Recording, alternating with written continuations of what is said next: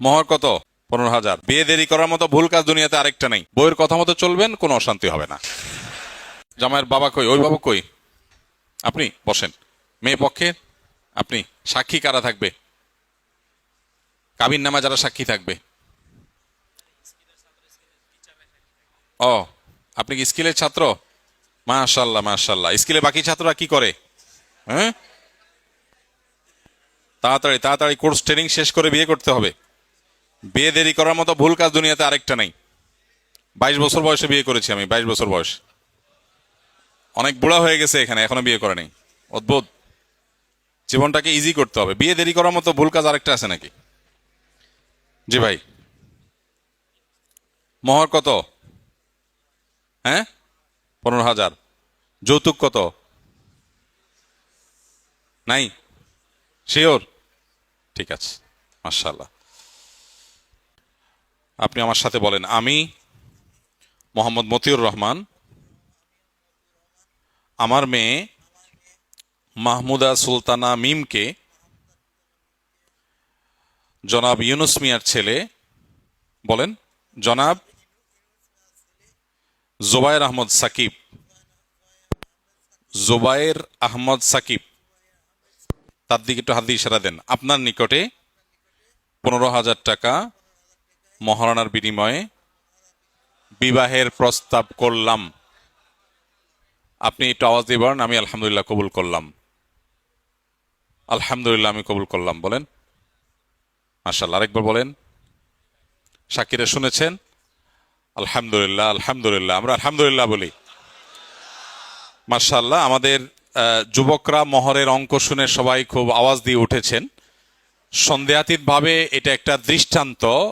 বিবাহকে কঠিন করে ফেলা হয়েছে। অনেক অভিভাবকরা বিবাহকে, মেয়ের গার্ডিয়ানরা বিবাহকে কঠিন করে ফেলেছেন। তারা মনে করেন মহরের ফিগার অনেক বড় হলে বোধহয় বিবাহ অনেক শান্তিতে থাকে, দাম্পত্য জীবন অনেক শান্তিতে যায়, সুখে যায়। এটা ভুল ধারণা। বরং ইন্না আযমান নিকাহি বারাকাহ আইসারুহা মাউনা, যে বিয়েতে ব্যয় কম হয় সেটা তত বেশি বরকতময় হয়। মহরের পরিমাণ ফিগার অনেক বেশি হলে যদি বরকতময় হতো, সাহাবা একরাম বলছেন, তাহলে মুহাম্মদ সাল্লাল্লাহু আলাইহি সাল্লামের মেয়েদের মহর অনেক টাকা ধরা হতো। তাহলে বোঝা গেল মেয়ের বাবাদের জন্য এখানে বিরাট বড় শিক্ষার বিষয় আছে। মহরের ফিগারকে কঠিন করে ফেলা যাতে করে ছেলেদের জন্য বিয়ে কঠিন হয়, এর মধ্যে কোনো কল্যাণ নিহিত নাই। আমরা দোয়া করি এই বিবাহের মধ্যে আল্লাহ তাআলা পরিপূর্ণ বরাকাত দান করুন এবং মেয়ের বাবাদেরকে আল্লাহ তাআলা হেদায়েত দান করুন। তারা যেন অল্প মহরে ছেলেগুলোর এই যে এত জোরে জোরে আমিন বলছে, এদের মনের কষ্টটা যেন তারা বোঝার চেষ্টা করেন। মাশাআল্লাহ মাশাআল্লাহ। আমরা আমাদের নবদম্পতির জন্য সুন্নাহসম্মত দোয়া করি। বারাকাল্লাহু লাকুমা। আপনি সাথে আমিন আমিন বলেন, আমরা দোয়া করতেছি। আপনি আবার বলেন না বারাকাল্লাহু লাকুমা। আপনি বারাকাল্লাহু লাকুমা বললে এটার অর্থ দাঁড়াবে যে তোমাদেরকে আল্লাহ শান্তি দান করবে। আমরা তো বিয়ে করি না এখন, পুরান। আপনি আমিন বলবেন। আমরা বলি সবাই বারাকাল্লাহু লাকুমা, মানে হলো আল্লাহ তোমাদেরকে বরকত দান করুক। সে বলবে আমিন। ওয়া বারাকা আলাইকুমা, তোমাদের উপরে, নতুন দম্পতি, তোমাদের উপর আল্লাহ বরকত নাজিল করুক। ওয়া জামা বাইনাকুমা ফি খায়র, মানে ভালো কাজে তোমাদেরকে আল্লাহ তাআলা সৌহার্দ্য, সম্প্রীতি, ভালোবাসা দান করুক। বলেন আমিন আমিন। আমাদের জন্য আপনি দোয়া করে দিন আবার ইনশাআল্লাহ। ঠিক আছে।